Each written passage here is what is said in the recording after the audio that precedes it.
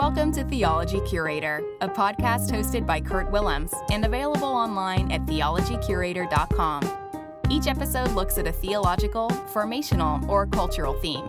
We might dig into the life and letters of a radical Jewish teacher named Paul, converse about a pressing contemporary issue, reflect on the nature of following Jesus today, or even attempt to remedy doom and gloom preaching with a good old-fashioned dose of hope. This show is an invitation to build bridges between the first century world of the earliest Christ followers into the 21st century reality we now inhabit. The Jesus we excavate from the rubble of tradition might just surprise us all.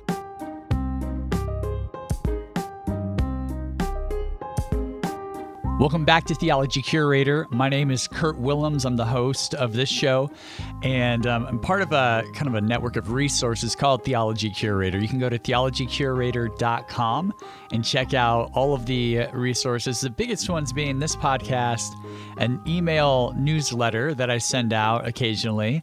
And you can kind of go and sign up there if you'd like at theologycurator.com/newsletter to stay in the loop on all the things that I am helping curate, put together, and also my own work as well.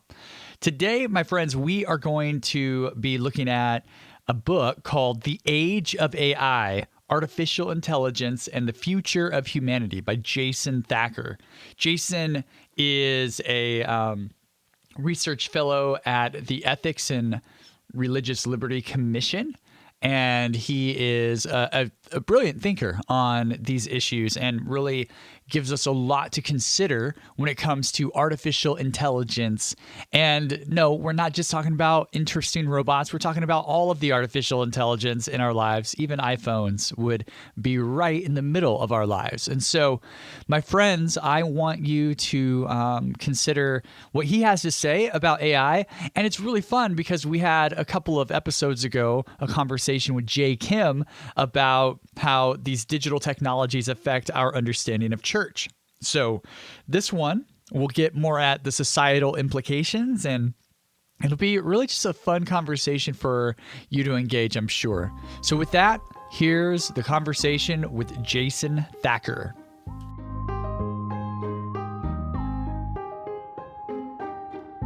I am sitting here with Jason Thacker. He is the author of a new book called The Age of AI, Artificial Intelligence and the Future of Humanity. If there were ever a title that sounded epic, that's it, my friend. I'm glad to have you on the show. Yeah, glad. Thanks for having me, Kurt. Yeah. I mean, I was just telling you offline here that I got the book and it immediately captured my curiosity. And so we get to just explore some of my curiosities and some of the general themes of the book. And I should say Richard Mao has given you a foreword, and it just seems like a really important book right now. But before we get into the content of the book, I'd love to hear a little bit about your story. Give us kind of a bird's eye view of maybe your own background, both kind of spiritually, but also academically and into the work that you do now, and how maybe you got to the topic of AI as something you wanted to really lean into. Yeah, for sure. Well, I serve as an associate research fellow at the Ethics and Religious Liberty Commission of the Southern Baptist Convention. We're the public policy arm of the SBC, and our mandate from our churches is to engage and help to equip the local church to deal with some of the most pressing issues of the day: ethical issues, moral issues, social issues. And one of those issues that I believe is already affecting the church and will continue to moving forward is technology and artificial intelligence. And so part of my work not only is writing as an author for the book, but also a lot of the research and writing that I do for our organization is based out of artificial intelligence, technology, and kind of the ethical and social impacts of those things on our communities. I actually grew up, I'm a little older than a lot of people who say this, that they grew up with the internet, but my dad actually worked for a Fortune 500 tech company through most of my early childhood. And we were always kind of a techie type family. And what I mean by that is he wasn't a programmer, he wasn't a coder or a developer. He was a hardware guy.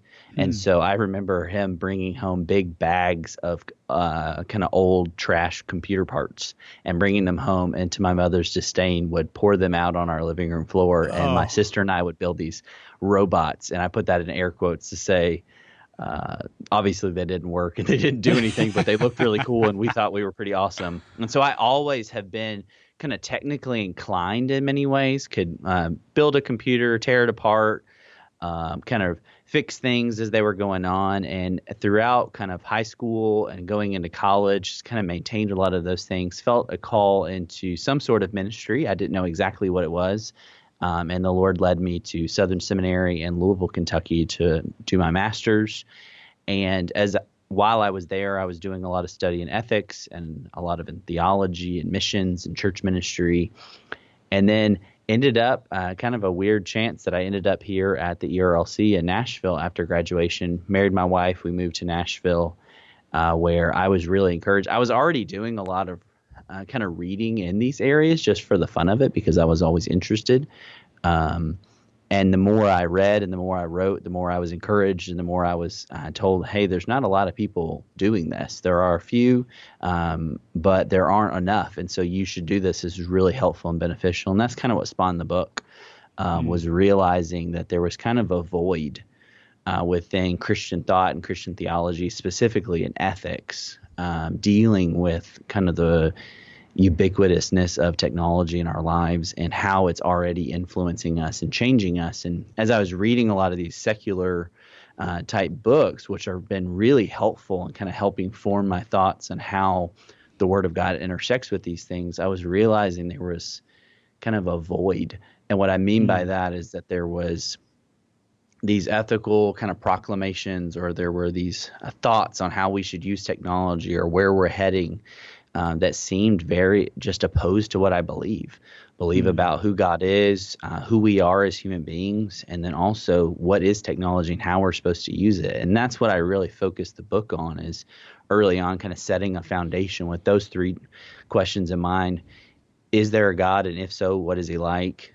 What does it mean to be human? And then what is technology and the kind of the proper role of technology? And then taking that and then going into a lot of the big issues surrounding artificial intelligence. Yeah, no, that's a really fascinating journey. And I think you're absolutely right. I don't know of anyone in the Christian sphere who's doing a lot of the ethical work that you're seeking to do. You know, it's come up in certain books. People are asking questions about like technology within the church and stuff. But I think what you're doing is a much a bigger project. I mean, you're really asking some of those core questions and really asking, okay, so how does AI intersect with our faith? And you talk about it as, good and bad. And I think it's just really fascinating what you're doing here.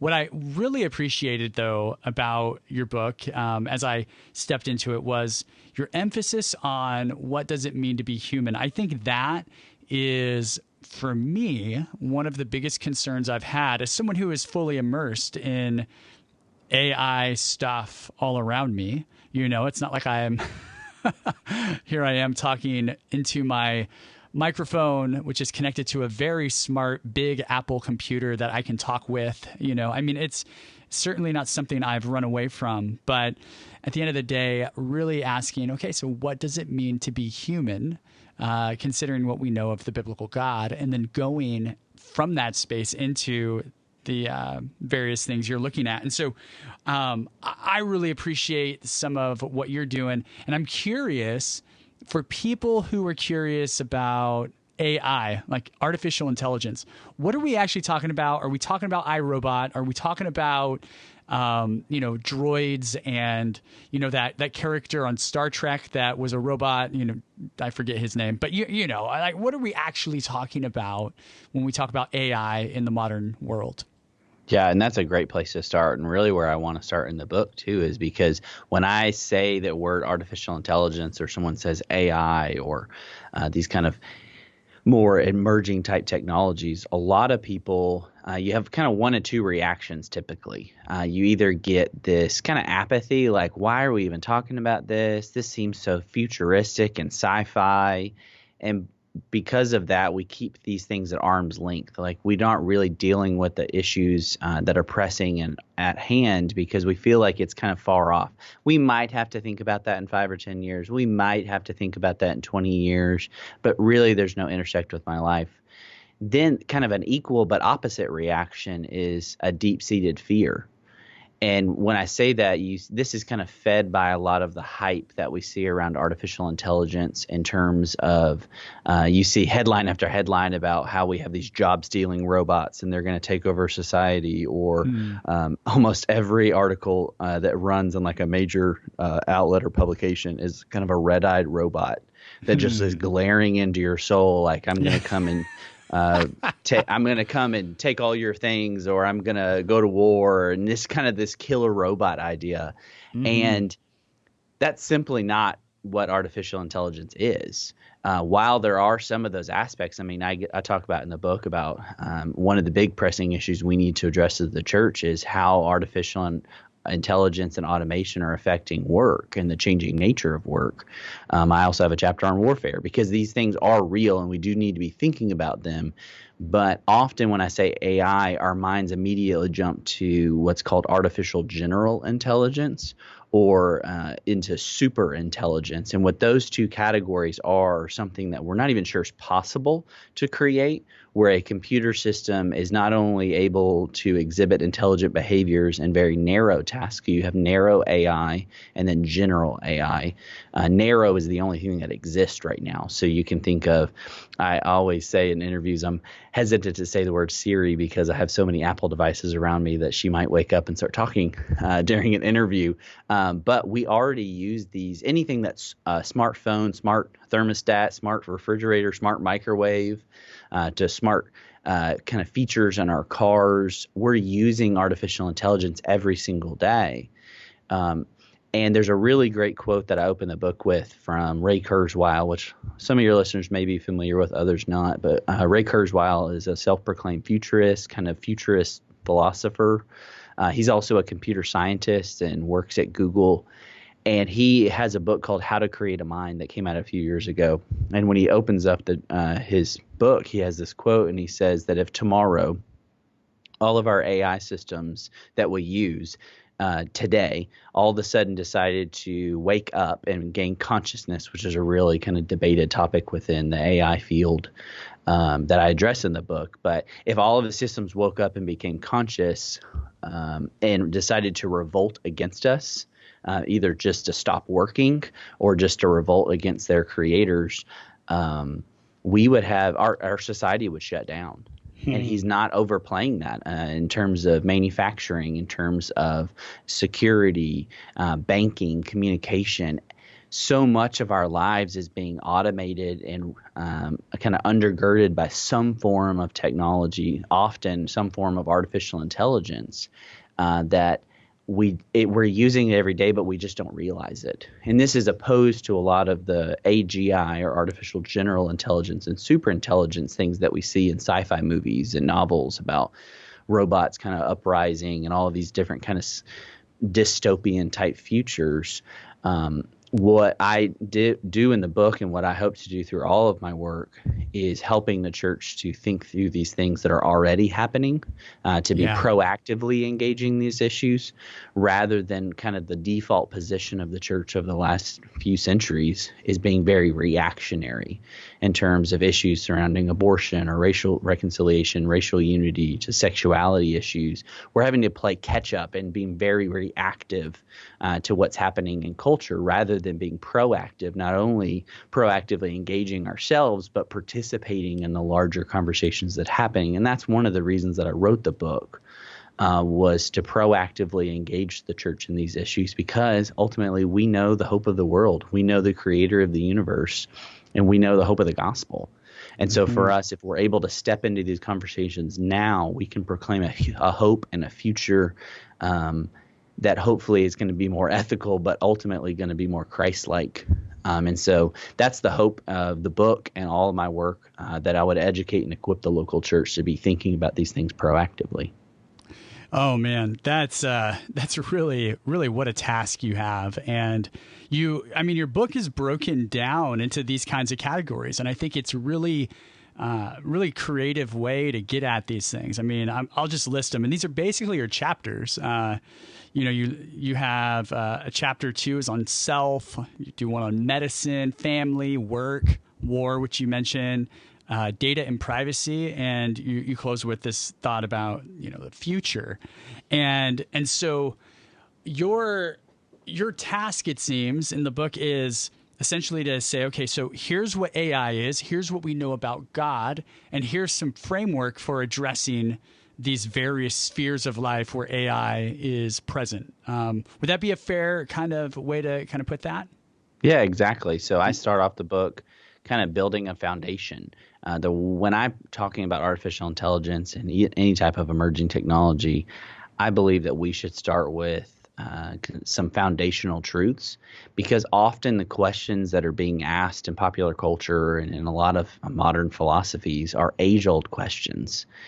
These questions we've been asking since the beginning of time, since the beginning of humanity is there a God? What is he like? What does it mean to be human? You have a lot of these existential questions. So it's not that AI is really causing us to ask new questions of humanity per se, but really asking old questions in light of new opportunities. And so for the first time, we're creating technologies that we can interact with verbally, that we can talk to and they respond to us, or they're able to automate and offload. We're able to offload large tasks or very important tasks, very crucial tasks to not only our own personal lives and maybe that of our family, but even for society in large. We're able to kind of offload those tasks. And so it's causing us to ask some of these old questions in light of these new opportunities. And that's where I really want to start the book, is saying, let's address some of these big questions of, is there a God? Yes. He is the creator of the universe. And what does that mean? Well, not only did he create everything, but he also created us. And it's Genesis 1:26 through 28, verse 28, it says, let us make man in our image, after our likeness.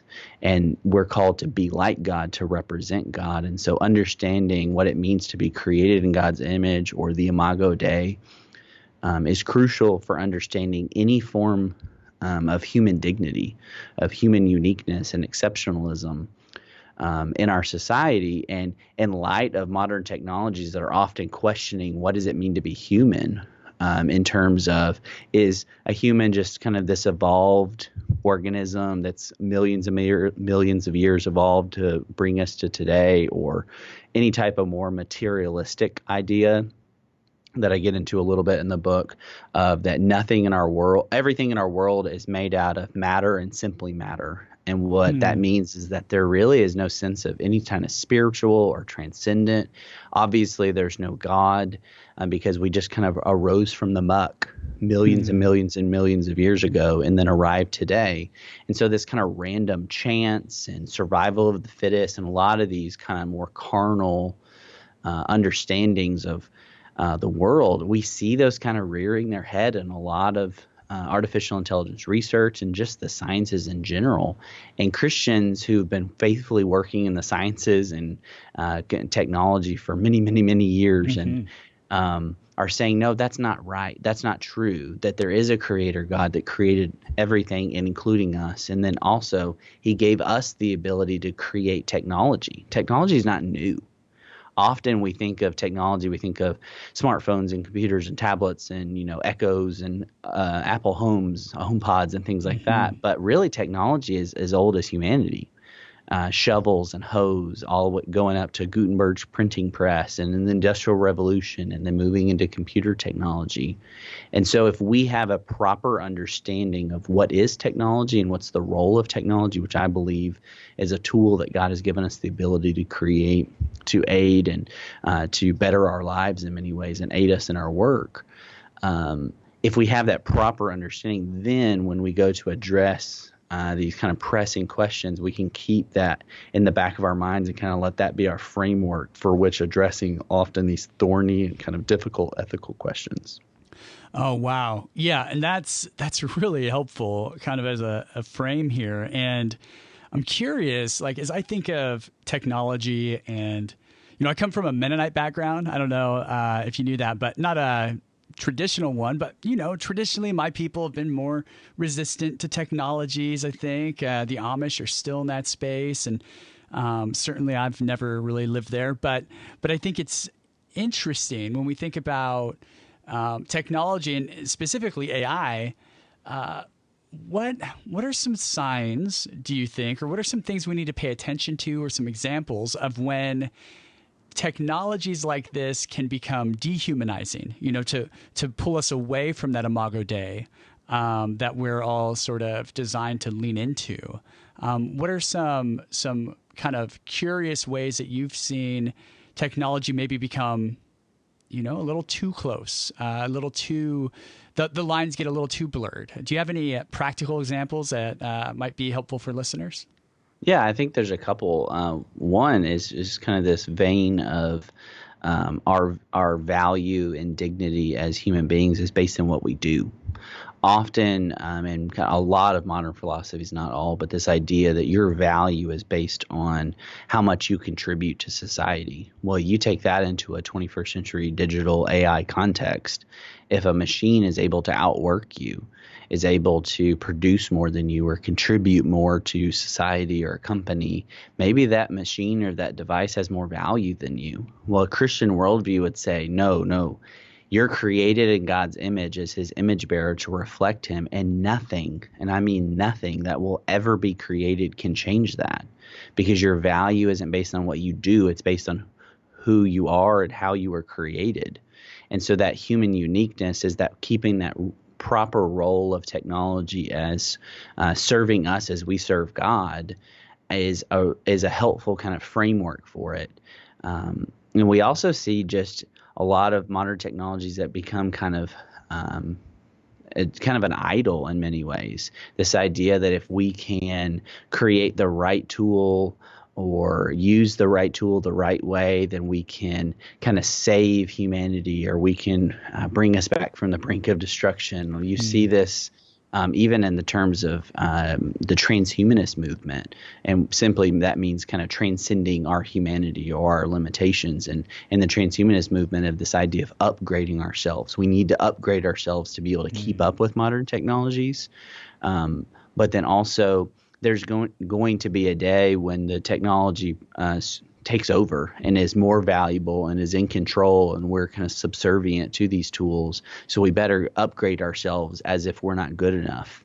Well, a Christian worldview says, no, that's not true either, because you're created in God's image, and your value and dignity and worth is based on who's created you rather than the things you do. And so, no, our bodies, there's often kind of this mind-body dualism that we see in a lot of modern philosophies that says your mind is really who you are versus your body. It's just kind of a container. It's something we need to shed, this idea of uploading our mind or upgrading our bodies to beat a lot of, it's kind of, you almost have kind of Christian undertones, this idea that we realize that our bodies are broken and they're not the way they're supposed to be, and so we need to transcend that. That is a really dangerous line to pull, because, the Savior of the universe, the Logos who created all things, took on a human body. That's right. So he was not too good for it. He not only became human, but he became human and died the death that we were supposed to die after living the life that we were supposed to live in order to save us. And so it's not that then he shed his body forever. He was resurrected in 3 days. I believe, and evangelicals believe, that we serve a resurrected King who's still embodied. Jesus is not some spirit. He is literally the embodied God-man. And so I think a lot of the strains of transhumanism obviously they don't believe in Jesus, but that idea really contradicts some core tenets of Christianity. And we don't have to come at this kind of ready to fight or engage in argument and debate as much as proclaiming this and saying, look, your value is not based on what you do. Your body is not something to shed. You were created in God's image with ultimate value, dignity, and worth. And as we live that human dignity ethic, I believe we see this, and this is kind of the central kind of verse that I use throughout the book, is in Matthew 22, verses 37 through 39, where Jesus is being pressed by the Pharisees to say, what is the greatest commandment? And he says, the greatest commandment is to love the Lord your God with all your mind, soul, and strength, and to love your neighbor as yourself. So that idea of loving God and loving our neighbor, and part of loving our neighbor is recognizing whose image in whom they've been made. Yeah. Understanding that they are God's creature, that they are created in God's image, and just like us have value, dignity, and worth. And so instead of seeking to use technologies to abuse or to seek power over our neighbor, we should be using these technologies to uphold their dignity and their value and their worth, and using this for a common good and human flourishing. Oh, wow. I mean, you were just on it. I mean, your reflections on the nature of the body and the mind. I mean, it's so important in our day that Christians get that right. I think, and it sounds like you would agree, perhaps, that a lot of Christians do have this mindset that there's only, the non-material part of us is what God cares about. And we kind of play into those philosophies, usually unknowingly. Where the Christian worldview has always been about the redemption of the body and the redemption of God's good world, and that to me, it really has to play a part here when we think about what it means to interact with these technologies. So I think you're really getting at something so important, that the resurrected Jesus has his body, and that's a very that'd have to be a central theological conviction to really navigate this in a Christian way, I think. And, there's a few thoughts I was going to just raise. I already kind of listed some of the topics you cover, and I'm wondering maybe we could do kind of a couple of them, and I'd love to hear some of your thoughts on, how does AI affect the family unit? And what are things that you're noticing that regular Christians in regular life ought to be thinking about when it comes to family dynamics in the age of AI? Yeah, I mean, families are already using technology every single day. Often a lot of the questions that we face, I have two kids. I have a 3-year-old and a 1-year-old. And even as a young family, my wife and I are thinking about screen time and access to pornography or access to violent material. And these are questions we need to be having. But in the age of AI, we have to be thinking even more so about how these technologies are influencing us and influencing our children, especially because this is the world they're going to grow up in. They're growing up being able to talk to their computers, or in the case of my 3-year-old right now, yelling at the HomePod because we are listening to music and we say that magic wake word that I won't say so my phone doesn't wake up. But we talk to Siri and we ask her to play a song and she plays it.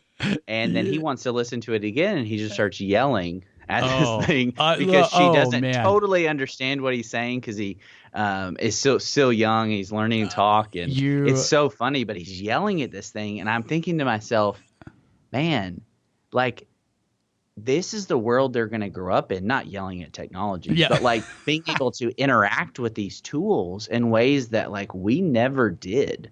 They're not living in a world that's going to be easy to disconnect from. As often we talk about having Sabbaths and digital breaks, and those are very, very important for families now and in the future. But it's going to be increasingly more and more difficult to disconnect.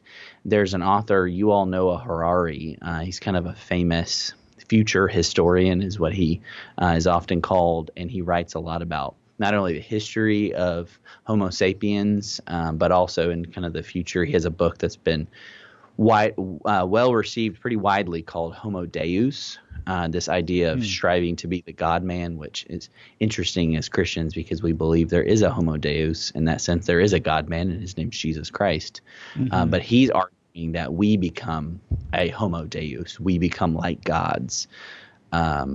And in that, he talks about how, we very well in the near future might not be able to disconnect, in the sense of we might have pacemakers and implants that are connected to wireless networks or 5G networks and whatever comes after that, where these machines are always and constantly evaluating various signs and things in our body, heart rates and blood pressure and all of these things, and reporting back to apps and digital forms of medicine and doctors, and kind of always checking our calories and our intake and like counting our steps and those things. And if you think that's kind of futuristic and far off, about, 2 feet from my face is my Apple Watch, and it stays on my arm all day long.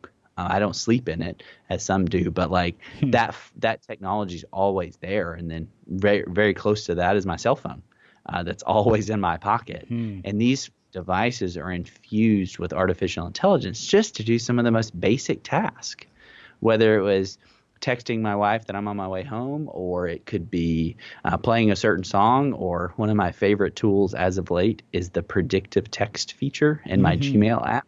As I'm typing an email, it tries to finish my sentence for me. That's AI. Often we just think, oh, the computer's just smart. Well, a smart computer is driven by artificial intelligence because it's not actual intelligence in the sense of a human intelligence. That's why it's artificial.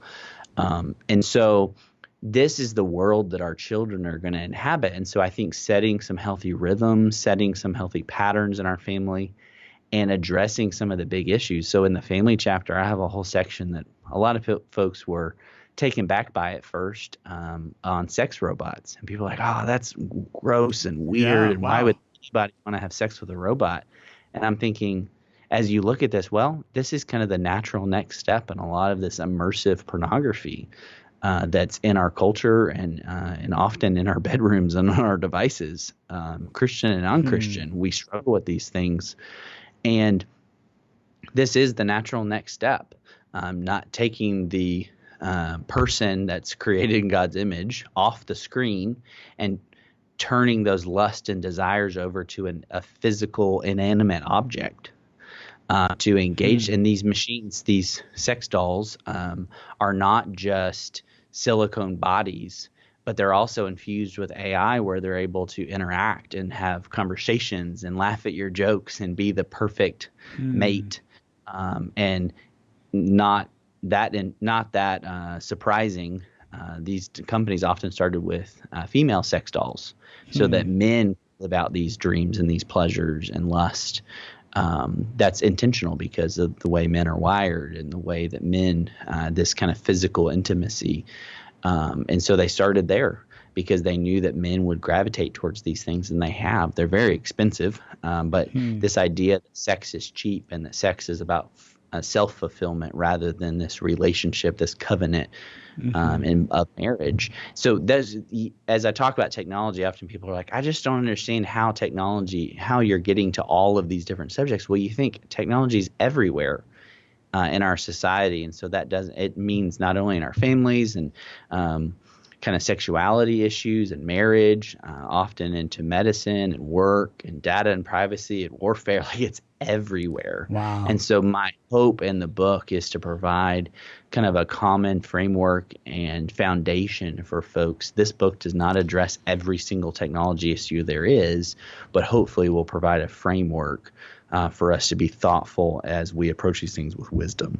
Wow. I mean, yeah, those are some heavy issues. I mean, all the way from robots for sexual fantasy to the way that our kids are growing up, literally talking to machines. And, it's so funny. My daughter has had the same problem. We have Apple TV, and she will hold down the Siri button and will be saying, I want to listen to such and such a song by Taylor Swift or by, whatever, some JoJo. I don't know all these things, but you know what I'm saying? But she can't, sometimes she talks too fast, or she, and jumbles it up, and it's frustrating. But she is growing up with this idea that these things are there to do our bidding, which is fascinating.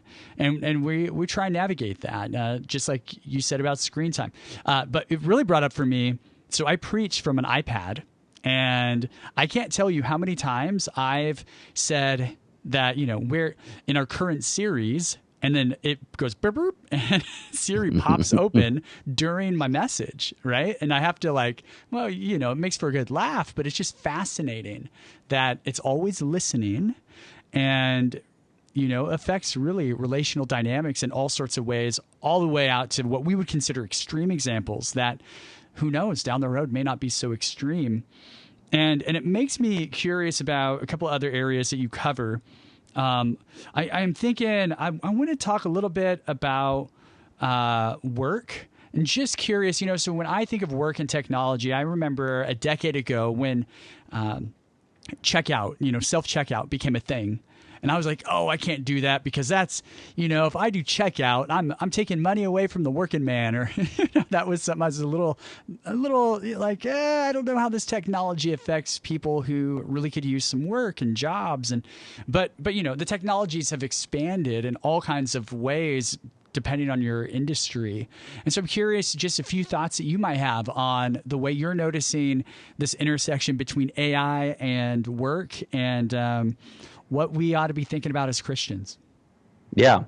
And that's such an important conversation that the church needs to be having, not just because it's going to affect our work, but even the work of the people in our churches. You can imagine, I like to use the example of self-driving cars, which are kind of a fantasy, future kind of fantasy, but we are seeing tested and deployed on city streets throughout America as they're being tested. And these technologies, let's just say hypothetically that tomorrow we had a mass deployment of self-driving just trucks, just semi-trucks solely. Mm-hmm. If that was the only type of self-driving car technology to be used, you could see upwards of 9 million jobs that would be lost soon. Wow. As trucking companies start to take on these driverless trucks. And so that's a lot of jobs throughout the world, not just in the United States, of these drivers. But then you see kind of the ripple effects of that. So not only would that happen, but then you see delivery trucks and UPS drivers and mail delivery. And then you would see food delivery and transportation, and kind of the ripple effect of just that one technology of self-driving cars. And what kind of impact is that going to have on our churches where, I went to a church, my church, we have a lot of truck drivers or delivery drivers or transportation. They would be out of work. Yeah. And so then what does the church do? How do you step in and care for people? Because we know specifically with men, when men are out of work for a long term, not like a vacation, but like joblessness, leads to an increase in sexual abuse, often an increase of pornography use and drugs and opiates, in marital strife and kind of disintegrations and divorce. Like these things are correlated often to a lack of purpose in life, whether it's a job that they lost or something that they are not pursuing a job in many ways. And so you just kind of see the ripple effects on how this is going to affect the church. And so that's what I write about in that chapter, is how does the church step into the gaps and to love people well and to care for them as we address some of the really difficult questions. I think of now he's a former Democratic nominee for president, or for the nomination for the Democratic Party, Andrew Yang. He was a big technologist. He talked a lot about what he called I think it was the American dividend or the freedom dividend. That's what it was. It was $1,000 a month. And that was a central tenet of his campaign. Why? Well, because there are a lot of fears over automation and AI kind of taking on a lot of jobs and putting people out of work. But then also, if we can have that kind of cultural safety net in order to keep people from extreme poverty, which, even in our family, that'd be $12,000 a year. That's not going to sustain us. Right. But, having $12,000 extra a year, that's a pretty sizable bump for us. That could really help us. But what does that do to motivations and the nature of work? Why do we work? And that's where not only that, but who pays for it? You have a lot of these kind Yeah. of questions that people need to be asking. But this isn't a new concept that started with Yang. It's called a universal basic income. This is something we've debated for many, many decades, the usefulness of this. But what I do in the chapter is you have to step back from a lot of the very felt needs in terms of work and step back to say, why do we work? Well, we work because we're created in God's image to work. Working is not a product of the fall. Often we think of, the old 9 to 5, the grind, and just punching the time clock and waiting to go home, and this kind of dreading the nature of work. Well, work it's pre-fall. And what I mean is that we were created, we were given jobs to do in the garden, and then sin entered the world. Mm-hmm. And sin didn't create work. It made our work more difficult and more difficult, where Adam said from, the sweat of your brow and the toils as you work the ground, it's going to be difficult work. So that idea is, how do we then harness technology to honor God and to love our neighbor through our work, and that we're created to work? And then then as you move into that, you can start to ask some of the more societal type questions on what do we do? How do we respond? What's the church's response? And that's what I get into a lot in that chapter. Yeah. Wow. That's incredibly helpful. And I think there's so many complex questions that come with, even your one hypothetical of truck driver, right? Like, there's so many layers to that question that you're helping us to just start to ask, right? I don't assume everyone's going to agree with every nuanced analyses that you have in the book, but I do think what a book like this does, no matter where some folks are with, how AI and the church and our lives intersect and these sorts of things, I think a book like yours helps us to say, hey, we have to ask very, very important questions and be willing to have some very different kinds of dialogues around what's emerging technologically. And one of those areas, I think that I come at this with a little bit of disagreement with you, and that's okay. It's an open-handed issue, but the issue of war, I told you I come from an Anabaptist background, so you can guess where I disagree with you. And the way that I would say that I really appreciated your chapter on war was the way that you kind of walk us through, like, the development, for instance, of the machine gun, and kind of walk through, like, hey, this had some roots in, and what's the name of the gun with the hand crank? I can't remember. The Gatling gun. It was developed by Gatlin. He actually developed it thinking it was going to save lives. Exactly. Because the idea is, if you have less people having to be on the battlefield to have the same amount of gunfire, that we would actually save human lives. Obviously, that was kind of the opposite of that, is that the Gatling gun, subsequent machine guns, were able to take more lives because you could fire faster and reload faster.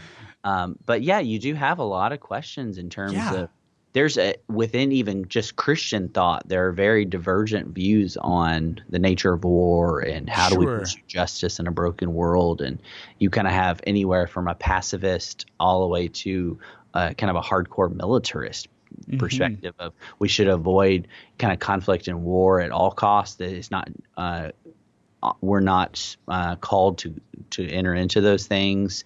A just war, saying no, there are certain circumstances that necessitate this, to a militarism where it's just almost looking kind of bloodthirsty in many ways. And even though we land on different perspectives, the goal of this book was not to be the one-stop handbook. Right. It was to further these conversations and to help to educate, but also to help to equip the church to have these conversations locally, because we need to be addressing these things in our local context, specifically in our families and more even in our churches as a whole, to say, what does it look like for us to model Christ's love, to love God and to love our neighbor in all that we do. Not just in the idea of church, but in the idea of just living lives as disciples and as blood-bought saints. Is how are we living and reflecting God through every area of our life? Yeah, and what I love about your posture in this book, and even in this chapter, you're looking at really, like, back to the Gatling gun, right? Sometimes our intentions don't match what the means produce, right? And really being able to kind of scrutinize and ask hard questions. And I do think you come from a just war and a very balanced sort of, I wish more Christians that I talk to had a just war approach like you were describing in the book, rather than one that becomes, I would say, a tad too militaristic. But I think, again, what I appreciated about it was you were asking about the nature of how these technologies can take on lives of their own, and how do we step into that space and ask, again, those hard questions. And so I wanted to just simply say that although I disagree with some of your theological conclusions, that I thought the posture and the way that you're addressing even the war topic made me really appreciate that, hey, as brothers and sisters in Jesus who have divergent views on how far violence can go, we all have to ask these hard questions in a new world. And it's only going to get more and more complex, more and more complicated. Drone warfare and the various intelligences that take, as you talk about, is it your grandfather you talk about in World War II? Is that who I'm remembering? Yes, my grandfather on my dad's side. What an private first class Roland Thacker. Yeah. Served in World War II. He died a few years ago at the age of 97. Yeah. And I thought, here he is. And what I can honor about someone like that is different worldview than me when it comes to war, doing the most honorable thing in that position that one can do is preserve lives and do what he does well. And he's in a foxhole and he's kind of pushing back some German attackers and gets recognized for this. And one of the things that, if I remember right, you connect to is, but what warfare is starting to look like is that those foxholes aren't there anymore. And it's depersoned in a sense. And I'm just curious about what you're noticing along that trajectory. What does warfare look like, maybe now, as far as you understand it, in relation to AI and where we're headed? Yeah, and a modern weapon technology, that's a very narrow aspect of how AI is being used in the military context. It's often used for defensive measures. It's also used for resupplying and logistics and lots of kind of more or easier kind of uses where they're not as difficult in terms of human lives that are at stake. But even just simply weapon technology, you do see kind of a dehumanization that can happen. It doesn't always happen, but it can. It's that kind of creeping idea that our enemies, who are created in God's image, by the way, even though they are our enemies, they are still human beings with value, dignity, and worth, even though, we're on different sides here, which hopefully from my just war perspective, I'm on the side of justice rather than on the side of evil. But these people are created in God's image so that we can have this dehumanization where we treat our enemies as blips on a screen or bits of data rather than flesh and blood human beings. And that dehumanization happens when we forget the difficult aspects of war, the human cost at war. Not that we should ever approach war as we talked about earlier, kind of in this militaristic like excitement in some sense to go to war. Like it always should be a sense of a dread, but in my tradition is coming to it in a sense of justice. Like, no, my God is a God of justice. He's called me to step in and execute justice at times. And as I step into those things, knowing who's on the other side of that weapon and how these weapons are being used. And often people think, oh, we don't have killer robots. Yeah, we don't have killer robots right now, but you already do have fully autonomous weapon systems, meaning they're able to function without a human being making a conscious decision, like on the loop is what I talk about in that chapter. Wow, yeah. Where you have in Israel right now, they have 2 or actually 3 kind of drone systems, the Harpo and the Harpy and the Mini Harpy, which are drone systems that are fully autonomous, meaning that they're sent to a certain area. They're loitering munitions, which is a real fancy way to say that they kind of hover in a certain area. And if they identify an enemy target, they're able to engage without a human being. They kind of report back of what they did. Wow. That's scary.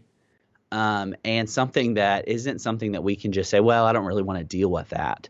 No, this is happening. So how do we then think about it? And there are many within our military and the context of the United States, but even in foreign governments across the world who are saying, okay, how do we think about these things ethically? And the framework that I'm putting forth for AI and warfare is based on that image of God and human dignity. If we can take that and then apply it in our context and what I believe from my tradition is just war, if we take those ethics and that ethical framework, apply it to modern technologies used in warfare, my hope is that we're honoring God, we're loving him, as Matthew 22 and Jesus said, to love God and to love our neighbor.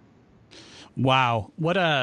That's a really helpful example of something to really hone us in on something very clearly new. A new kind of challenge. Wow. I didn't know before coming across your material about any of this drone stuff that are self-intelligent. That's fascinating. And I really appreciate, again, your posture in this, that you're really helping us ask some really important and hard questions. And I think as we wrap it up here, I'm curious if we could talk just for a moment on data and privacy. You are the product. That's the subtitle. And I'll tell you something.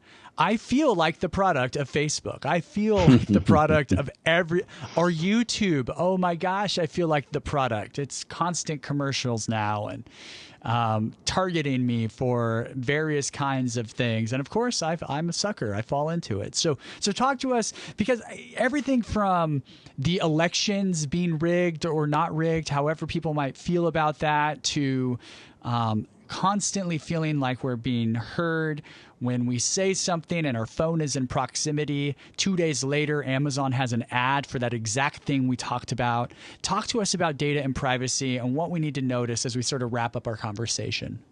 Yeah, I mean, this is one of the biggest questions that people have, and why I dedicated a whole chapter to it is we live in a digital world. And when we live in a digital world, that means there is data. There's data captured on us all the time about everything we do. This isn't a new concept for humans. We've always been capturing data in some sense. It's just stored in our brains, the idea of learning and growing in knowledge and experience. But this digital data is that companies are able to compile massive amounts of data on us in terms of our shopping behavior, our online activity, the way we use our devices. I mean, you even think of ideas of like smart thermostats. It knows what temperature. The reason it knows to turn the temperature down at night. My wife and I like to sleep with our house just a tad cold.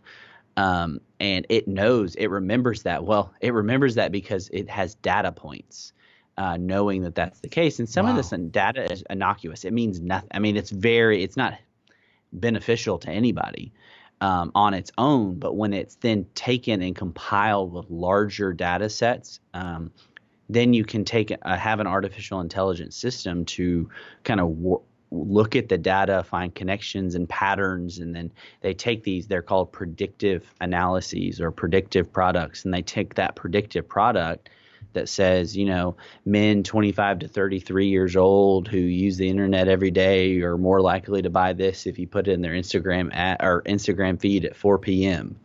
Well, that seems like super, super narrow, but that's the nature of marketing and advertising. And so then the reason Google can offer free Google search and Gmail and all these apps, or Apple offers all these free services, and all of these different companies, these freemium is what they mean. They're premium services that we don't pay for in cash. We often pay for, in some sense, by our data. And that data is given to these companies, all of those really long user agreements that nobody reads. That you click, you scroll to the bottom as fast as possible to hit agree so that you can just keep installing it or sign up for your service. The Chief Justice of the United States said years ago that he's Chief Justice of the Supreme Court. He doesn't actually even read them or understand them all at times. And if he doesn't, we have no hope. And we're just clicking through them as fast as possible. Often we're giving consent for this data collection and processing and these predictive products, and for third parties to use this data. And that can be really dangerous, but it also facilitates so much of our normal lives. Like so much, there are a lot of pieces of data that it's okay for people to have. A lot of the questions come into how is data maybe being illegally harvested? How is this data being used to abuse and to demean other human beings in terms of advertising or to feed some kind of carnal desire in our lives of kind of making these personalized predictive products where we're more apt to spend money. And, you get into a lot of the kind of the ethics of marketing and the morality of marketing. And there's so many questions that are pulled into this. And then you have a number of states even enacting privacy legislation. And just recently this year, January 1, the California Consumer Privacy Act went live that says that California residents have a right to know what data is being collected on them and that they have the right for that to ask for that data to be erased. Wow. And that's a pretty monumental thing. We don't have a federal privacy legislation in the United States. So you have a lot of states like California who are working on or have already enacted these privacy acts. And these are really tough questions. And so that's where I'm kind of taking that human dignity framework based in the image of God and saying, how then should we use data? How then should we use, or what do we even have a right to privacy as we understand ourselves as created in God's image? And I get into a lot of those questions in that chapter. Wow. Well, hey, I just want to say that's extremely helpful. I think the book is extremely helpful. And the book is, of course, called The Age of AI, Artificial Intelligence and the Future of Humanity by Jason Thacker. Jason, I'm curious if folks want to track down more of your work. Obviously, we'll have a link to your book and everything in the show notes. But what are you up to that you hope folks will know about beyond the book? Yeah, you can find all sorts of resources and my work at jasonthacker.com and follow me on social media. I'm working on a lot of issues surrounding privacy. Obviously, have a dedicated chapter in that, continue wanting to expand that. There isn't a lot of theological reflections on the nature of privacy, and so wanting to get into that and have a few other projects that I'm working on in terms of surveillance and kind of the ethics of surveillance, like facial recognition technology and policing, those type of things. And so technology is always a moving target, so there's always something to write. Wow. Yeah, well, that's great. Hey, thank you so much for being with us. I hope the book does well. I hope you are able to resource lots and lots of people with some of these ideas. And if you have any other projects like this in the future, we hope you'll come back and share them with us as well. Yeah, definitely. Thanks, Kurt. I really appreciate you having me on. Thanks for listening to Theology Curator. For more resources from Kurt Willems, check out theologycurator.com/newsletter to sign up for our email update list. For new listeners of the podcast, we hope you will subscribe via iTunes, Google, or your podcast manager of choice. If you like what you hear, please leave the show a review. For regular listeners, consider supporting Kurt's online ministry at patreon.com/Kurt Willems. Lastly, please don't let this conversation end when the episode is over. We hope you feel empowered in regular life to explore theology and faith in intelligent and humanizing ways.